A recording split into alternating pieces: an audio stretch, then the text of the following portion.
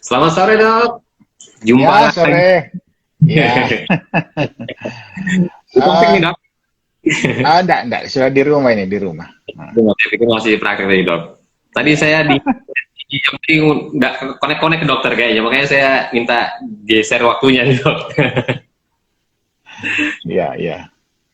Dok, hari ini kita mau ngobrolin soal pandemi setelah vaksinasi dok.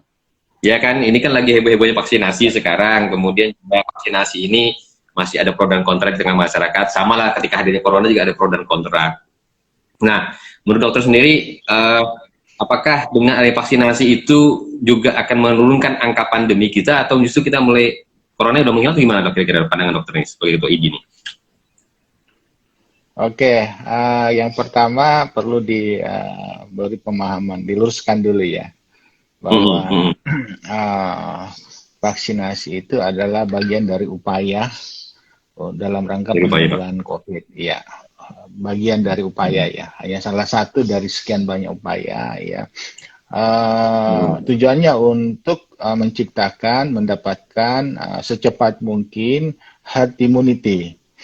Jadi herd immunity hmm, itu kan prinsipnya sebenarnya, herd immunity prinsipnya sebenarnya adalah melindungi orang yang lemah, hmm, maksud saya yang kuat melindungi yang lemah ya maksudnya ya. Jadi orang-orang yang sudah divaksin, orang-orang yang sudah imun itu bisa melindungi orang-orang di masyarakat yang misalnya tidak divaksin karena sesuatu hal, karena kontraindikasi atau orang-orang dengan risiko imunokompromis misalnya atau sudah lansia ya. Nah, itu tujuan daripada herd immunity. Jadi hmm. prinsipnya kita melindungi orang kuat, melindungi yang lemah, nah, gitu kan ya. Jadi Oke, yang kuat melindungi yang lemah. Itu yang dimaksud dengan herd immunity. Nah, jadi salah satu upaya untuk mempercepat adanya herd immunity itu kan ya dengan adanya vaksinasi. hmm, Herd immunity juga bisa terbentuk dari ketika kurang lebih eh, 30, ada yang mengatakan ya 30 hmm, sampai 60% populasi terpapar COVID. Cuma kan hmm, kalau hmm, terpapar COVID kan risikonya adalah satu, uh, tingkat keparahan, kematian. Nah, untuk mencapai hmm, segera herd immunity dia digunakanlah vaksin yang lebih aman ya, walaupun dengan berbayar mahal ya. Jadi vaksin. hmm, hmm, Jadi itu tujuannya. Nah, uh, aspek penanggulangan COVID ini tidak hanya vaksin sebenarnya. Aspek yang utama lainnya adalah sebenarnya dengan protokol kesehatan 3M tadi itu ya. iya. Jadi saya lebih cenderung memilih 3M ya. Jangan sampai kita Apa? abai dengan 3M ya. Jadi harus jalan berbarengan ya. Jadi ada 3M-nya, ada vaksinnya. Nah, kalau itu bisa berjalan secara simultan, terus-menerus, dan kita disiplin melakukannya bersama-sama, saya kira kita bisa keluar dari pandemi ini. Ya. Hmm, hmm. Nah, kalau Nah itu dok, semua tidak dijalankan dengan baik, ya kita akan bermimpi-mimpi aja untuk segera keluar. ya tapi kan begini dok, di hadirnya vaksin ini juga dibarengi dengan berita-berita hoax kan dok, artinya vaksinnya Ya, seperti itu, dan kemudian tadi saya juga bicara dengan Faisal bahwasanya ini juga menjadi beban untuk meyakinkan publik bahwasanya vaksin ini bisa aman gitu, artinya ini membantu. Lalu dok, ya, supaya bisa Eh, dapat info pas gitu loh dok. ya, baik. Sebenarnya memang ini kendala-kendala kita karena literasi masyarakat kita kan boleh dikatakan masih rendah ya. Hmm, Jadi terima kasih Sapo sudah semakin gencar sebagaimana komitmen kita dari awal ya, bahwa kita akan memberikan literasi, memberikan pemahaman kepada masyarakat-masyarakat awam kita yang belum terjangkau dalam hmm, hal pendidikan atau pengetahuan yang harus segera kita uh, apa ini sampaikan ke seluruh masyarakat awam kita. Nah, terkait dengan vaksin perlu dipahami bahwa dasar pembuatan vaksin itu bahan dasarnya itu bermacam-macam. hmm, hmm, Tapi pada prinsipnya adalah semuanya ingin merangsang antibodi terhadap virus corona. ya, SARS-CoV-2 ya. Nah, ada yang berbahan dasar atau menggunakan virus yang dilemahkan. Artinya virusnya masih hidup, tapi hanya dilemahkan. Kemampuan merusaknya atau kemampuan untuk menyebabkan penyakit itu dihilangkan sama sekali. Tapi dia masih hidup. Masih hidup Ah, ya, tapi itu memberi resiko kita bisa tertular. apa-apa Itu yang ya. pertama. Ya. Kemudian ada vaksin yang menggunakan virus yang sudah bahasa saya gunakan bahasa awam ya karena pendengar kita awam ya. Betul betul. Jadi virus yang sudah dimatikan, di inactivated namanya ya, virus yang sudah dimatikan. Nah, ini risikonya tentu tidak ada sama sekali terhadap virusnya karena namanya virus sudah di unactivated, sudah dimatikan, jadi nggak mungkin lagi dia menyebabkan penyakit SARS-CoV ya.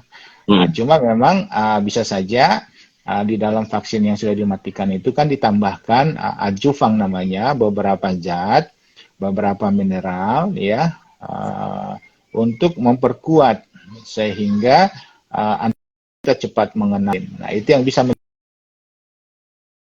menimbulkan alergi. Ya, salah satunya alergi ya.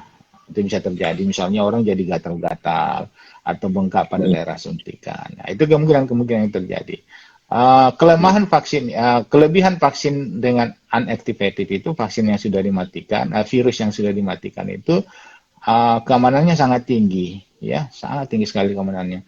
Cuma kelemahannya daya efikasinya yang boleh dikatakan cukup rendah dibanding dengan daya efikasi kalau menggunakan vaksin yang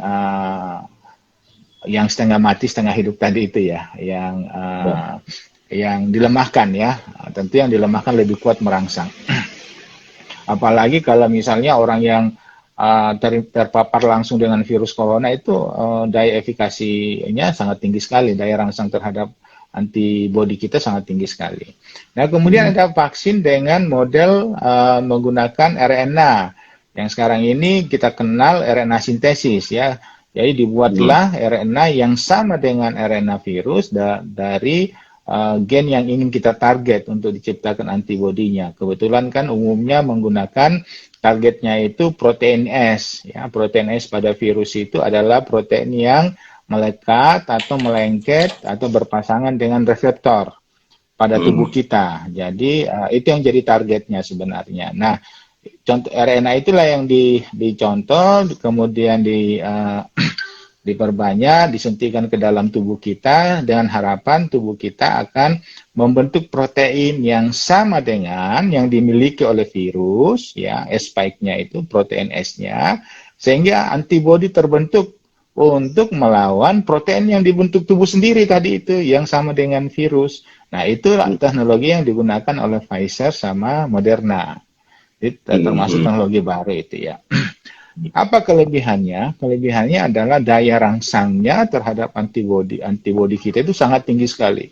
Makanya Moderna sama Pfizer bisa mempublish 95%, 94% daya efikasinya ya. Apa kelemahannya? Bahannya tidak stabil ya. Kita dibutuhkan suhu yang rendah sekali untuk menstabilkan RNA itu ya, harus pada suhu minus 80 derajat ya, antara minus 20 sampai minus 80. Itu kelemahannya, gampang rusak. Jadi yang kedua lagi, kelemahan yang kedua lagi, kita kan tidak tahu ini, bisa saja tubuh memberi respon yang salah, membentuk protein yang salah ya. Dari sisi ilmiah kita sebentar. Bisa saja terjadi miss atau salah translasi ya. Translasi itu merubah dari RNA menjadi protein. Nah, bisa saja terjadi sehingga terbentuk protein yang kita tidak harapkan. Nah, itu bisa terjadi ya. Sehingga memang efek samping daripada vaksin dengan berbahan dasar RNA itu lebih besar dibanding dengan vaksin yang berbahan dasar virus yang dimatikan ya. Itu kelemahannya. Jadi kelebihannya tadi itu efikasinya sangat tinggi sekali, sangat kuat sekali. Nah, kemudian ada vaksin yang kita buat namanya protein rekombinan. Jadi bukan RNA-nya yang dimasukkan ke dalam tubuh kita, tapi protein yang disintetis, yang kita sebut sebagai protein rekombinan. Jadi proteinnya yang dimasukkan ke dalam tubuh kita. Nah, itu contoh vaksin yang dirancang oleh LIPI, yang kita sebut sebagai vaksin merah putih ya. Nah, itu protein rekombinan. Apa kelebihannya? Kelebihannya aman, sama dengan virus yang dimatikan. Tapi memang efikasinya juga rendah, ya. Efikasinya juga rendah. Dan tentu kita harus mencari protein mana sih protein yang paling kuat merangsang antibodi. Nah, itu juga kelemahan-kelemahan yang dimiliki pada protein rekombinan. Nah, itu kira-kira beberapa contoh bahan daripada Pemberian vaksin lagi. pemberian vaksin atau bahan dasar daripada vaksin. Jadi sekian banyak vaksin itu macam-macam dengan teknologi yang berbeda-beda dan dengan model yang berbeda-beda, bahan yang berbeda-beda. Walaupun demikian, umumnya, secara umum targetnya adalah protein S tadi itu. Jadi tubuh dirangsang untuk membentuk anti terhadap virus SARS-CoV pada protein S-nya. Ya, spike-nya. Kalau kita biasa lihat gambar-gambar virus SARS-CoV itu, yang runcing-runcing itu, nah itu yang jadi target, itu targetnya. Karena itulah bagian yang melekat pada S2 kita, pada ada enzim yang ada dalam tubuh kita secara normal yang disebut S2, ya. Nah itulah tempatnya dia melengket. Nah itulah yang jadi targetnya. Jadi kita, dengan adanya antibody neutralizing namanya yang akan terbentuk, itu tidak terjadi perlengketan, sehingga walaupun 1000 virus masuk ke tubuh kita, dia tidak akan bisa melakukan replikasi karena tidak bisa melengket. Nah, itu kira-kira. Perlu dipahami bahwa virus itu kan sebenarnya gini, virus itu kan benda mati. Ketika berada di luar host, ketika dia tidak bisa ada tempatnya melengket, dan dia bisa menjadi benda hidup, makhluk hidup ketika dia masuk ke dalam host untuk memperbanyak dirinya. Nah, itu kira-kira pemahamannya. Semacam ada inangnya gitu ya? Ya, perlu inang, host maksudnya tadi, inang. Ya kalau tidak ada inangnya, dia termasuk kelompok benda mati sebenarnya, makhluk. Ya benda mati nggak ada artinya, dia tidak bisa memperbanyak diri ya. Ya. Itu sama dengan kalau misalnya dia melengket di di lingkungan, di plastik atau di materi benda-benda lain, ya dia kalau dia melengket di situ 1000 ya tetap 1000. Kalau dia melengket cuma 1 ya tetap 1 sepanjang masa sampai akhirnya dia hancur sendiri kan ya. Iya betul. Kira-kira begitu ya.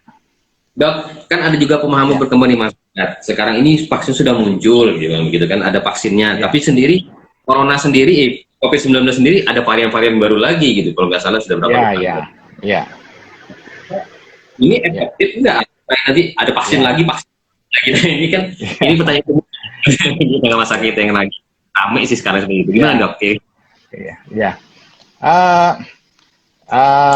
Secara logika, ya secara ilmu pengetahuan bisa saja terjadi. Ya, artinya secara keilmuan bisa saja dengan adanya mutasi, varian-varian baru, serotype yang baru ya, bisa saja vaksin yang diciptakan sekarang ini tidak mempan lagi terhadap varian atau serotype baru tersebut. Tetapi perlu diingat bahwa pengembangan vaksin sekarang ini, makanya tadi ditujukan kepada spike protein S-nya tadi itu, yang disinyalir atau bukan disinyalir ya, yang berdasarkan riset, berdasarkan penelitian yang sudah dilakukan selama ini, bahwa protein S itu tidak mudah bermutasi. Dia stabil, jadi dia tidak mudah berubah. Jadi boleh saja virus itu berubah di mana-mana, misalnya di envelope-nya atau di bagian lainnya misalnya ya. Tapi khusus untuk protein S-nya, ya itu katanya tidak bermutasi berdasarkan hasil riset ya. Nah, makanya sebagian besar vaksin kita diarahkan ke protein S tadi itu. Jadi protein S itulah yang dikenali oleh tubuh ya. Itulah yang dikenali oleh tubuh untuk tubuh memberikan respon antibodi untuk memerintahkan supaya antibodi kita keluar untuk melawan virus yang ada. Jadi vaksin itu sebenarnya gini, tubuh dirangsang untuk membentuk antibodi dan tubuh menyimpan memori. Jadi dirangsang dan menyimpan memori sehingga ketika ada bentuk yang sama yang kemudian masuk ke dalam tubuh kita, dia dengan secara serentak ya, kan gini, awalnya kan ketika ada materi benda asing lah, katakanlah virus ya masuk pertama kali, itu hanya 1-2 antibodi kita yang memberi respon, sehingga antibodi kita kalah ya. Nah, ini susahnya bicara dengan orang awam. kemudian kemudian ketika ketika kita berikan lagi materi yang sama, ya, materi yang sama yang masuk pertama tadi itu, antibodi kita sudah menyimpan memori, sehingga dengan serentak, ya, beregu ceritanya nih, rombongan antibodi kita dikeluarkan, sehingga kalau sudah rombongan tentu perlawanan kita lebih kuat. Nah, itu kira-kira prinsipnya. Jadi itulah vaksin. Jadi vaksin kita masukkan biar antibodi mengenalnya, kemudian membentuk memori, sehingga ketika ada virus yang asli yang masuk, yang mempunyai bentuk yang sama yang sudah dikenali oleh antibodi kita, secara serentak antibodi kita dikeluarkan untuk melawan. Nah, sehingga ibaratnya berombongan lah ya, melawannya secara berombongan ya. Jadi dibanding kalau lawan satu-satu pasti kita kalah, tapi kalau kita dengan tentara satu regu itu melawannya, ya pasti akan menang. Nah, gitu kira-kira prinsip dasarnya. Sebenarnya hal ini pakai dok untuk menjelaskan ke publik, mungkin publik tidak akan bertanya-tanya banyak dok, yang seperti dokter jelaskan tadi, sebetulnya sangat sederhana sekali dan itu sudah dipahami oleh publik sebetulnya dengan bahasa yang seperti itu. Karena kalau dengan bahasa yang teknis yang selama ini dijelaskan pemerintah pusat kan jadi orang ragu-ragu. Ini namanya virus, penyakitnya dilemahkan, dimasukin ke kita, ya justru lo kok dimasukin ke kita lagi sih, justru ini bikin jadi penyakit lagi kan terjadi dok. Ya, makanya memang perlu sosialisasi, perlu literasi yang baik ya kepada masyarakat kita dengan model yang bermacam-macam tadi itu kan ya, dengan pendekatan yang berbeda-beda ya. Nah, ini ya terima kasih lah Sapos setiap waktu bisa memberikan edukasi kepada masyarakat awam ya. Nah, saya selalu juga berusaha mendekatinya secara awam ya. Ya, saya juga terima kasih kepada dokter ini bisa mencarikan padanan kata yang tepat untuk menyampaikan ke publik dengan bahasa yang sederhana sehingga mudah dipahamin. Dengan ya kayak tadi misalnya ada benda memori masuk, itu memori sehingga tubuh kita udah punya memori tersendiri terhadap itu. Itu kan seperti ibarat kita masukkan data ke komputer udah tersimpan, tersave seperti itu sehingga kita tinggal muncul. Betul. Betul. Sudah itu betul sudah itu. Berarti paham nih. Ini udah paham nih, sudah betul. Udah begitulah sistem imun kita bekerja. Begitu sistem imun kita bekerja. Bahasa ini dok, saya tangkap tidak sampai masih ke masyarakat. Artinya pemerintah masih menggunakan istilah teknis sehingga yang itu juga membuat orang kan mereka belum belajar sampai jauh sana gitu dok. Dan mereka juga kadang-kadang ya tidak mau tahu juga, yang taunya nih vaksin, virus dan sebagainya, seperti obat lah seperti itu kan dok. Iya. Ya, nggak usah lah jauh-jauh masyarakat awam kita, masyarakat berpendidikan kita juga yang tidak bekerja, yang tidak mempelajari ilmu ini kan tentu juga pengetahuannya juga sangat minim ya, dan justru bahaya bagi masyarakat kita yang pada level pendidikan tinggi pada bidang yang bukan pada bidang ini justru menggunakan logikanya yang salah. Nah, kan ini yang bahaya ini sebenarnya. Nah, ini dia. Iya. Sehingga akhirnya muncullah berita-berita hoax itu kan ya. Nah, celakanya lagi adalah berita-berita hoax itu begitu cepat tersebar karena media informasi kita yang begitu luas ya. Jadi itu juga menjadi kendala-kendala atau untung ruginya di dalam bagaimana media sosial itu berkembang dengan pesat ya. Jadi ketika ada informasi yang miss bisa mencelakakan ya, tapi ketika ada informasi yang baik, itu bisa menguntungkan kan gitu ya. Iya, nah, betul. Sebenarnya ini tugas kita semuanya kan sebenarnya ini, bagaimana berita-berita yang baik itu yang kita masifkan ya, kita masifkan untuk bisa menjangkau seluruh masyarakat awam kita. Ya. Betul. Soalnya kan cenderung justru yang berita-berita yang berkontribusi negatif yang bisa berkembang cepat dok, lebih cepat diterima masyarakat tanpa tedeng. Ya karena memang kan budaya kita kali ya, kita karena biasanya kan yang berita-berita negatif itu kan dibuat heboh sekali ya, dibuat mungkin cara promosinya yang bagus kali ya.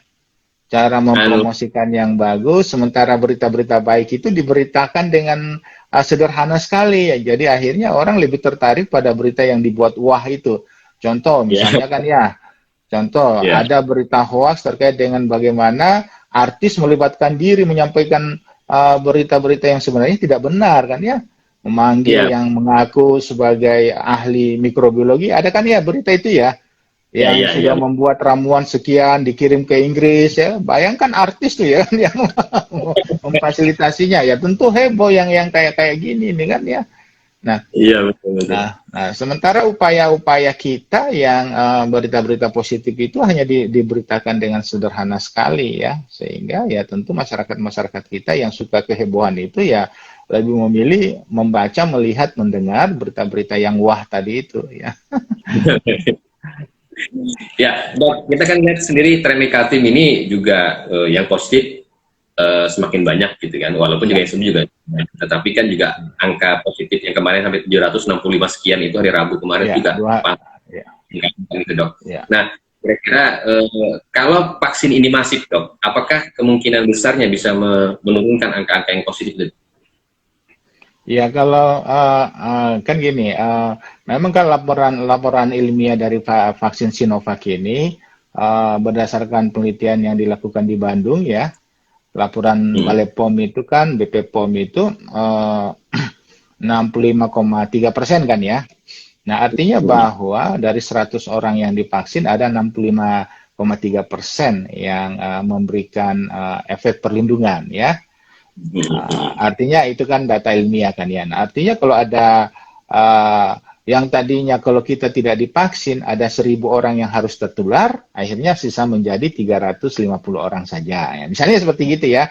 Nah, Hmm. yang 350 orang ini tentu bisa lagi dihindari dengan apa? Ya tadi itu protokol kesehatan, kan gitu ya. Ya, Protokol betul. kesehatan dengan menggunakan masker, kemudian dengan menjaga jarak, mencuci tangan.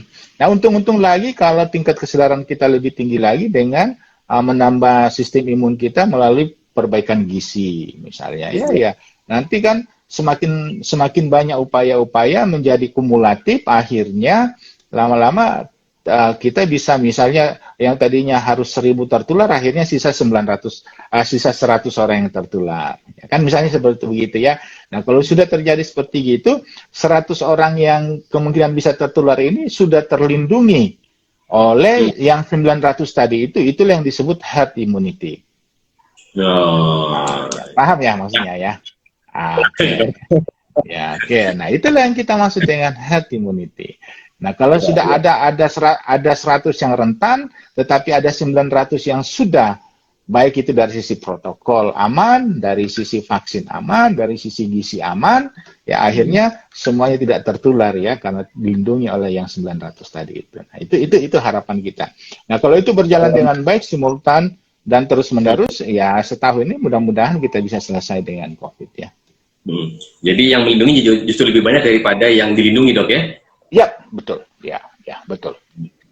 Luar biasa. Dok, kita udah habis setengah jam nggak terasa ngobrol sama dokter. Asik nggak sama dokter ini? Iya. Ya, Ilmunya terima kasih. banyak, gitu. Ilmunya sederhana. Iya, jadi saya berusaha untuk melakukan pendekatan secara sederhana ya supaya bisa dipahami ya. Iya, betul, Dok. Itu yang diperlukan oleh kita sebetulnya, Dok. Karena memang Ya, tidak semua sakit memahami, termasuk kata dokter banyak juga yang sudah tingkat pendidikannya bagus, tapi juga tingkat pemahamannya masih salah juga melihat ini. Tapi kalau disederhanakan mungkin bisa lebih, inilah mereka lebih aware lah mereka terhadap, oh ternyata seperti ini yang dimaksud vaksin. Ternyata seperti ini iya, cara kerja. Seperti ini iya, upayanya. Karena selama ini hanya mereka dapat, Dok, informasinya adalah vaksin ini jelek dimasukin ke badan, dan ini nggak jelas, belum diuji dan sebagainya. Ya udah berita-berita negatif semua yang keluar. iya. Ah, kebetulan kan saya rapat-rapat awal, kebetulan saya masuk dalam Satgas Nasional ya.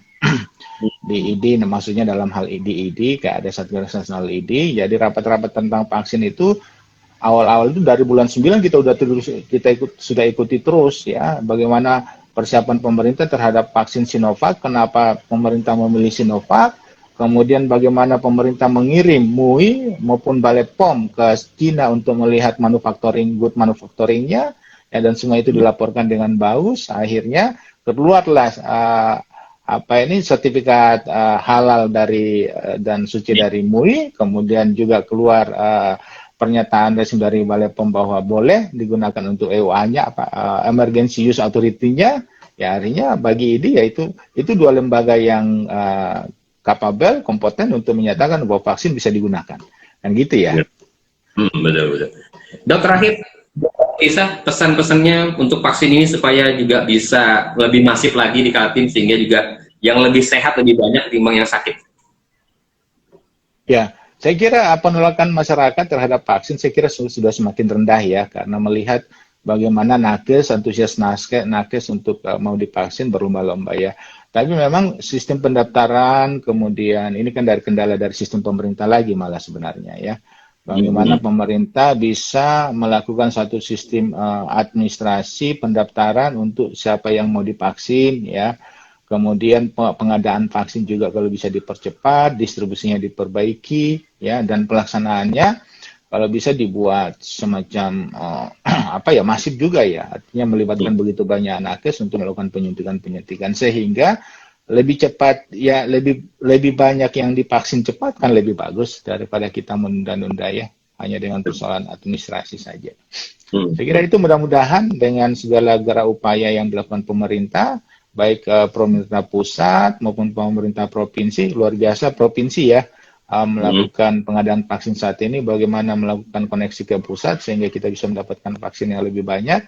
Pun begitu dengan upaya pemerintah daerah untuk mensosialisasikan dan melakukan pendaftaran terhadap masyarakat, tenaga kesehatan maupun masyarakat untuk mau menerima vaksin. Dan realitanya saat ini semua masyarakat menunggu vaksin itu. Ini kan berita bagus ya. Tadinya begitu banyak yang menolak, ya sekarang dengan berseiring dengan waktu, berjalannya waktu, semakin banyak yang mau menunggu, bahkan mau minta segera divaksin ya, kan gitu ya. Ya, dan saya termasuk orang yang bersyukur karena sebagai ketua ID mendapatkan fasilitas untuk divaksin kedua kalinya, sudah mendapatkan fasilitas vaksin, alhamdulillah saya sudah divaksin yang kedua kalinya. Dan tadi saya mencoba mengukur kadar antibodi, walaupun belum terlalu terbentuk dengan baik. Saya juga coba mengukur kadar antibodi Pak Sekda, sangat bagus sekali respon Pak Sekda malah. Antibodi Pak Sekda malah, mohon maaf Pak Sekda ini saya sudah sampaikan ke publish ya. Dan Pak Sekda tidak marah ya, saya sampaikan ke publish bahwa tadi kami periksa serum anti SARS-CoV di tubuh Pak Sekda itu tinggi sekali, bagus sekali responnya. Ya, saya sendiri kalah dari responnya dari antibodi Pak Sekda. Saya masih rendah. Mudah-mudahan nanti setelah 14 hari kemudian saya ukur lagi, kira-kira mudah-mudahan memberi respon yang baik sekali. Iya, luar biasa Pak Dokter Nathaniel. Saya senang banget Pak, kita bisa ngobrol gini, nanti kita ngobrol yang lain-lain lagi. Ya, siap. Apakah edukasi yang lain lah Pak, yang banyak ya. Karena banyak kesehatan. Selama itu menyangkut bidang saya nggak, biasanya kalau di luar dari bidang saya nggak berani untuk, tapi selama menyangkut bidang saya siap. Kesehatan. Iya. Kita banyak banget aspeknya kan Dok, aspeknya banyak banget kan, bicara soal sehat itu aja udah banyak Dok, belum bicara soal imun tubuh udah banyak Dok, gitu kan. Iya, betul ya. Baik. Ya, kita tunggulah perkembangan vaksin ini Dok, kita juga nanti mungkin review dari dokter lagi seperti apa, karena dokter yang mengecek tadi dari Pak Sekda, alhamdulillah juga ini mungkin bisa menurut kepercayaan publik bahwasanya Pak Sekda juga sudah punya imun lebih baik, mudah-mudahan juga pejabat publik lebih baik lagi, banyak lebih baik, kemudian juga masyarakatnya. Izin saya sampai, mudah-mudahan saya tidak mendahului tadi itu ya. Ini saya hanya tujuannya supaya menyampaikan berita baik ya, karena saya secara langsung